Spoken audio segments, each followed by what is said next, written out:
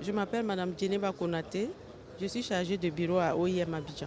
Donc ce soir, nous sommes à l'aéroport pour recevoir les retournés de Libye, qui sont au nombre de 151 personnes.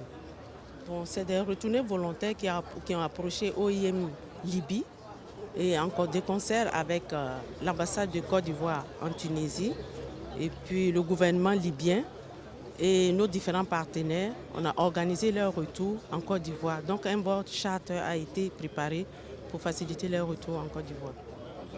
Oui, les mesures d'accompagnement, bon, chaque migrant recevra 100 € et l'État de Côte d'Ivoire a donné quelque chose à chaque migrant, c'est-à-dire des vivres, 2 sacs de riz de 5 kg plus des bouteilles d'eau. On leur souhaite un bon retour et on souhaite que leur réintégration, leur instauration en Côte d'Ivoire soit définitive et qu'ils n'aient plus l'envie de retourner parce que ce n'est pas facile.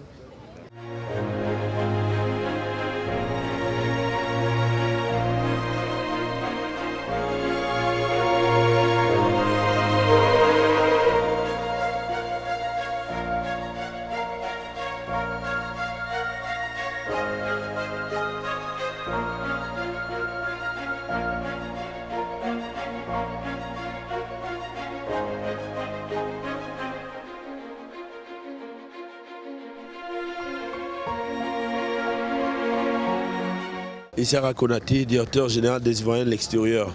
L'accueil, c'est relatif à des Ivoiriens qui se reviennent en Côte d'Ivoire pour la plupart. Après, dans une opération d'évacuation sanitaire qu'on appelle généralement l'OIM, plusieurs pays africains ont bénéficié de cette opération. Cela permet aux migrants qui sont en situation d'extrême vulnérabilité de revenir vers les pays d'accueil, vers les pays d'origine, pardon. Et c'est dans cette occasion que 151 personnes sont aujourd'hui revenues en Côte d'Ivoire. Bien entendu, il y aura plusieurs étapes de réintégration. La première étape, c'est l'étape du côté santé, où on va faire un petit bilan, et puis ensuite il y a l'aspect sécuritaire qu'il ne faut pas négliger, et pour finir il y aura les appuis que l'Organisation internationale pour les migrations et la Côte d'Ivoire voudrait bien leur apporter. Alors, quand je parle d'appui, l'OIM donne 100 € d'appui pour retourner en famille.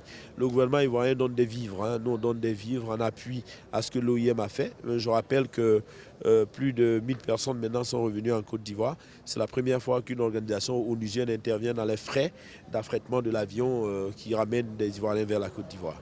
Non, on ne fonctionne pas comme ça. Ça dépend de la nécessité du terrain. On va voir sur le terrain, en liaison avec notre ambassade à Tripoli, avec bien entendu nos partenaires internationaux, si le besoin est largement éprouvé d'Ivoiriens qui décident de revenir vers la Côte d'Ivoire.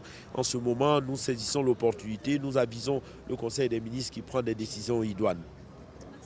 Je vous en prie. Merci.